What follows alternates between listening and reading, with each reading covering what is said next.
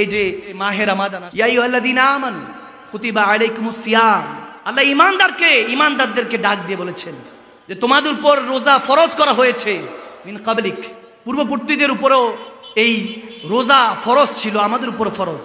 এখন এই রোজাটা আসলো কোথা থেকে? যদি আমি সিম্পলি একটু বলি, হযরত আদম সফিউল্লাহর আওলাদদের মধ্যে তৃতীয় প্রজন্মের আওলাদ জেনারেশনরা যখন খাবার খেতেন, আদম সফিউল্লাহর একজন সন্তান হুকুম দিলেন তোমরা একবেলা কমিয়ে খাও, পার্শ্ববর্তীর এখানে দুর্ভিক্ষ চলছে, তাদেরকে একবেলা খাবার দিয়ে আসো। সুবহানাল্লাহ। এইটা দেখে আল্লাহ তাবারক ওয়া তাআলা বলেন এটা আমার খুব ভালো লেগেছে। এই মানবতা দেখে, এই ভালোবাসা দেখে আল্লাহ তাবারক ওয়া তাআলা এই রোজাকে ইবাদত হিসাবে কবুল করে নিলেন। সুবহানাল্লাহ বলুন। আল্লাহ তাবারক ওয়া তাআলা এই জন্য বলেছেন সোমলি ওয়া আনা আজিজি বিহি, রোজাটা আমার, এটার প্রতিদান আমি আল্লাহ নিজে দিব। সুবহানাল্লাহ। ভাইরা আমার আল্লাহ কোনো কিছু খান না, পানাহার খানা দানা সব কিছু থেকে পবিত্র। বান্দা যখন আপনি না খেয়ে থাকেন আল্লাহ সুন্নতে থাকেন, এই জিনিসটা তো আমরা জানি না, চেষ্টা করি না বুঝা। এই রোজা, নামাজ, যাকাত, হজ, এই ইবাদত বান্দিকে দিয়েছে কেন জানার চেষ্টা করি না। আসবে কিভাবে দেশের মধ্যে রহমত, দশের মধ্যে রহমত? আপনি আমি তো কোরআন শোনার কথাগুলি শুনি, জাস্ট তাসদিকু বিল কলব, অন্তর থেকে তো মানি না। রহমত, বরকত, মাগফিরাতের এই মাস, এই মাসের কথা আমার নবী বলে যদি তোমরা জানতা এই রমাদানে কি আছে, তোমরা সারা বছর কামনা করতে যে আল্লাহ সারা বছরটা রমাদান দাও। সুবহানাল্লাহ। আমার নবী বলেছেন হাদিসে মুবারাকার মধ্যে। ভাইরা আমার, বাবার আমার, আমরা 30টা সেহরি ইফতার, 30টা তারাবি, এই 30টা রমজানের রোজাগুলি রাখতে পারবো তো ইনশাআল্লাহ? দুইটা হাত তুলে দিয়ে আল্লাহকে দেখে রাখতে পারবো তো ইনশাআল্লাহ? আল্লাহ যারা হাত তুলেছে প্রত্যেকের ওয়াদার মধ্যে বরকত দান করো।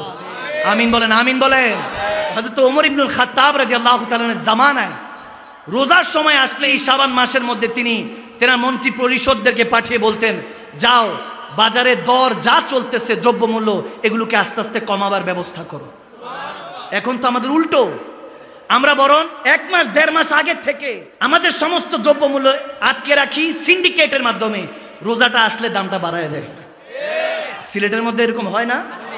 আরো বেশি সিন্ডিকেটের উপর সিন্ডিকেট। আমরা নাকি একটা ইসলাম প্রধান দেশ, এখানে ধর্ম নাকি ইসলাম বেশি, মুসলমান নাকি এ দেশ, দাড়ি টুপি রাখা মুসলমান। আপনি 2 টাকার জিনিস 20 টাকা বিক্রি করছেন, এগুলোর হিসাব আল্লাহর কাছে দিতে হবে। হযরত ওমর বলতেন যে 5 ওয়াক্ত নামাজে যখন হাইয়া আলাস সালাহ হাইয়া আলাল ফালাহ আওয়াজ শুনবে আল্লাহু আকবার আযানের, তোমরা কেউ দোকানে থাকতে পারবে না, সবাই নামাজে যেতে হবে। তারাবির সময় তারাবি পড়তে হবে। আসরের আগে ব্যবসা বাণিজ্য বন্ধ, আসর থেকে মাগরিবে যার যার ঘরে যাও, ইফতার নিয়ে বসে থাকো। এই বসে থাকাও ইবাদত। সুবহানাল্লাহ।